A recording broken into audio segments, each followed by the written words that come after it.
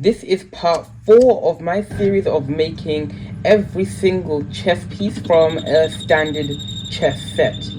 Today I'm going to be making an aluminium rook, and I'm not going to be making the brass ones just yet. I'm just making the aluminium one today. The first step was to surface the front of the rod of the aluminium so that I can get rid of that little divot that was in it.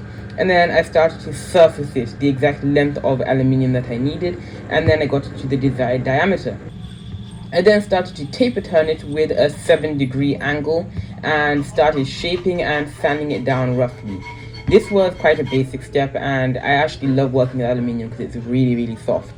I started to set up the tailstock so that I could drill that characteristic hole on the rook, but my tailstock for this lathe was not working.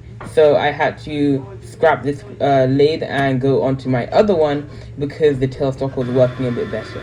I started with a really small drill bit, and then I gradually worked my way up to a bigger and bigger one until I got to the desired depth that I wanted. I used this special drill bit that would leave a flat hole at the bottom of it, and it wouldn't have that rounded drill bit shape of a normal one.